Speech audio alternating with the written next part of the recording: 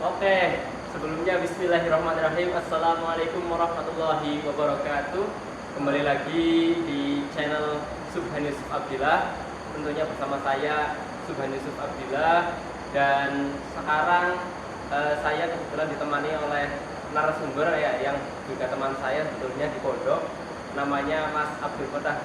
Mas Abdul Fatah, gimana kabarnya? Alhamdulillah baik sekali. Oke, jadi beliau ini adalah salah satu teman saya yang mempunyai ilmu pengetahuan yang cukup luas juga di dunia kepondokan. Jadi kita bisa mendapatkan ilmu dari beliau mengenai kesantrian. Nah, yang pertama ingin saya tanyakan, Mas Fatah, Ya, sebenarnya santri itu apa sih menurut Mas Fatah? saya jelaskan dari mana tujuannya. Santri.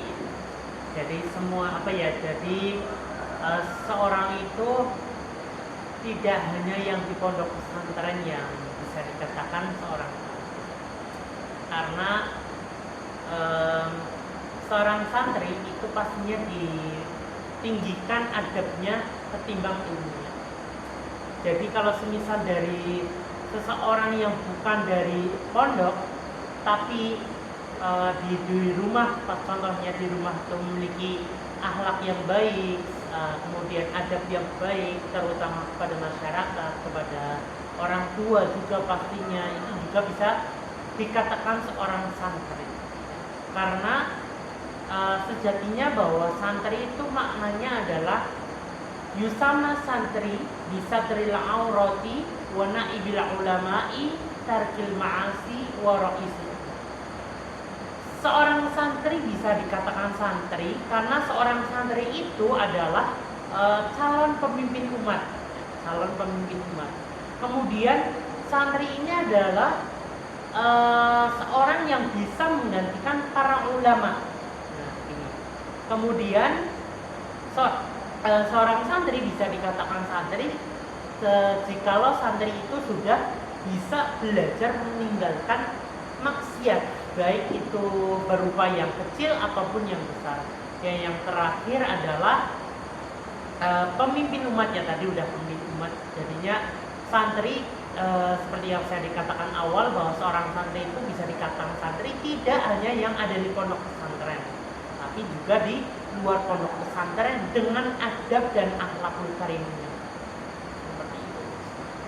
Oke, berarti teman-teman, jadi santri itu tadi yang dikatakan Mas Fatah itu bukan kita yang hidup di pondok, tapi yang kita bisa mengamalkan adab, kemudian meninggalkan maksiat seperti itu juga bisa dikatakan santri. Jadi tidak hanya yang ada di pondok saja. Nah, ketika kita sudah masuk ke lingkungan pondok nih, kira-kira di pondok tuh seorang santri baiknya seperti apa, Mas Fatah? Ya, seorang santri pastinya kayak kemarin yang saya ikut kemarin ada kegiatan lumayan besar karena juga sedikit mendapatkan ilmu. Jadi seorang santri yang baik itu adalah berkhidmat sama Pak Yai sama Bu Nyai, atau biasanya kalau santri salaf itu nyebutnya dalam.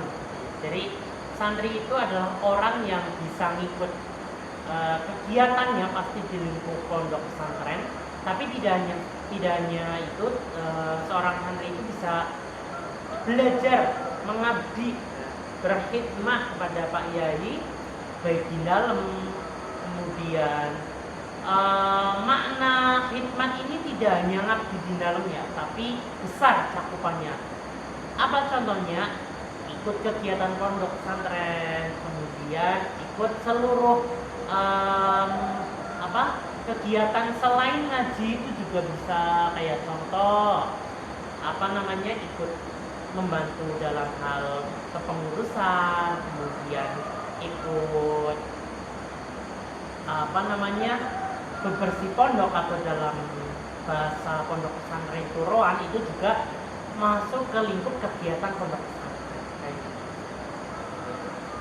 Oke, berarti ketika santri sudah masuk ke lingkungan pondok ya harus hikmat, harus mengikuti kegiatan-kegiatan yang ada di pondok. Nah, sedikit mengingat tadi yang di awal, kita sering dengar dari teman-teman nih bahwa santri itu berasal dari bahasa Inggris sun dan tri, dan ternyata bukan itu ya tadi yang sudah dijelaskan.